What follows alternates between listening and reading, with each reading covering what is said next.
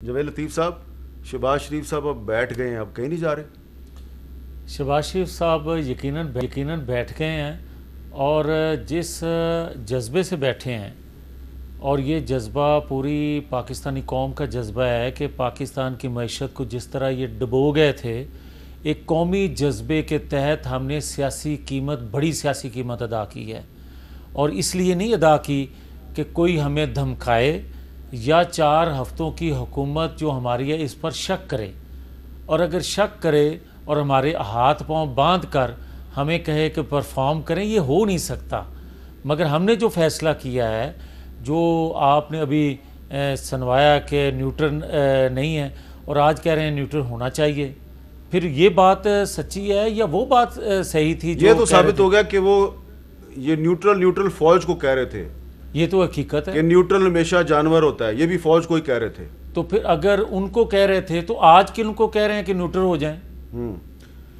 اچھا، لیکن جاوید لطیف صاحب آپ کہہ رہے ہیں کہ ہم نے ایک بہت بھاری قیمت ادا کی، یہ بات ہم بڑی سنتے ہیں، لیکن اگر آپ کو پتہ بھی تھا کہ آپ کو اتنے سخت فیصلے کرنے پڑیں گے، مفتاح اسماعیل صاحب کو IMF کے پاس جانا پڑے گا، تو یہ آپ نے کیوں عمران خان کو کیوں نکالا پھر آپ نے؟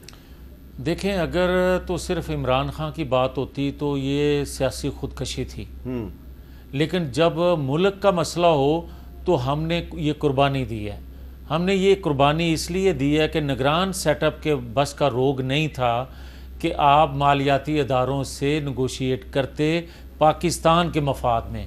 ہم نے یہ جو قربانی دی ہے اس لیے نہیں دی کہ ہم نے جو گردن پیش کی ہے وہ کوئی کاٹ دے اور ہم خاموش رہیں، یہ نہیں ہو سکتا۔ اور جو لوگ یہ باتیں کر رہے ہیں کہ جناب انٹرویوز ہو رہے ہیں، کوئی کہہ رہا ہے کہ جون کے بعد الیکشن اناؤنس کیے جائیں گے، میں یہ بتا دوں، ہم نے یہ سوچ سمجھ کر جو فیصلہ کیا ہے اور جو سیاسی قربانی دی ہے، اور یہ بھی ہمیں پتہ ہے کہ ایک بندے کے جو زیرو تھا اس میں جو ہوا بھری گئی ہے وہ مصنوعی ہے، مگر یہ نہیں ہو سکتا کہ وہ مصنوعی ہوا کے پریشر میں ہم وہ قومی مفاد نظر انداز کر دیں جس مقصد کے تحت ہم نے یہ تو یہ جو کہا جا رہا ہے کہ آپ 5 جون تک اسمبلی توڑنے کا اعلان کر دیں گے، 5 جولائی تک یا 5 جون تک، یہ آپ کوئی اعلان نہیں کر رہے؟ دیکھیں حامد میر صاحب، اب تو یہ ہر بندہ وہ سن لے جو یہ خواہش کر رہا ہے کہ ہم نے ان کو ٹریپ کیا ہے، وہ سن لے یہ بات کہ ہم نے جس مقصد کے لیے یہ قربانی دی تھی وہ مقاصد پورے ہوئے بغیر، وہ مقاصد یہ ہیں کہ پاکستان کی معیشت سٹیبل ہو لے، الیکشن کی طرف جائیں گے، پاکستان میں الیکشن ریفارمز لے آئیں، الیکشن کی طرف جائیں گے۔ اس سے پہلے اگر کوئی ہمیں ہٹانے کی، اگر کسی کے ذہن میں یہ کوئی خواب ہے کہ ماضی میں جس طرح ہوتا رہا، ہم نے ماضی کی تلخیوں کو بھلا کے ہم آگے بڑھ رہے ہیں، اور اگر کوئی رکاوٹ کھڑی کرے گا تو ہم منہ میں زبان رکھتے ہیں، پھر ہم بات کریں گے، اور قوم بھی دیکھ رہی ہے۔